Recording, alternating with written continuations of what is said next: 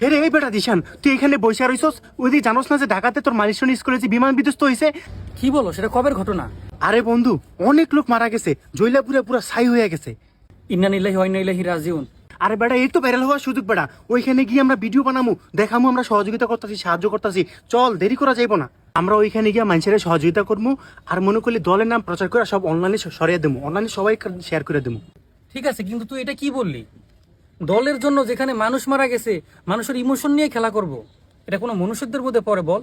আমরা যদি মানুষকে সাহায্য করতেই হয়, আমরা মানুষ হিসেবে মানুষকে সাহায্য করব, আমরা নিঃস্বার্থে সাহায্য করব। তুই তো সেখানে বন্ধু সাহায্য করার জন্য যাইতে চাচ্ছিস না, তুই তো সেখানে যেতে চাচ্ছিস তোর নিজের ব্যক্তিগত স্বার্থের জন্য, নিজের নাম ফুটানোর জন্য, নিজের দলের নাম ফুটানোর জন্য। আল্লাহ তাআলা কখনো ভাই ক্ষমা করব না। আমরা যদি পারি তাদেরকে সাহায্য করব, আর্থিকভাবে হোক বা রক্ত দিয়ে হোক বা যেভাবে পারি গাড়ি দিয়ে হোক সাহায্য করব, কিন্তু নিজের দলের নাম ফুরানোর জন্য ভাই এমন সাহায্য করার দরকার নাই। আমরা যে মানুষ সেটা ভুলে গেলে হবে না, মানুষের মনুষ্যত্ব টিকিয়ে রাখতে হবে, এটাই মানুষের প্রকৃত ঈমান। আসলে বন্ধু, তুই কথাটা ঠিকই বলছিস রে, আমরা এই ভুলগুলা করি, আসলে কিন্তু এগুলো ঠিক না। যারা মারা গেছে আল্লাহ তাদেরকে বেহেশত নসিব করুক, যারা অসুস্থ আছে আল্লাহ তাদেরকে সুস্থতা দান করুক। আমরা সবাই দোয়া করি। যদি ভাই ভিডিওটা ভালো লাগে আর সঠিক মনে হয়, আপনারা সবাই ভিডিওটা শেয়ার করে সবাইকে সচেতন হওয়ার জন্য সাহায্য করে দিবেন।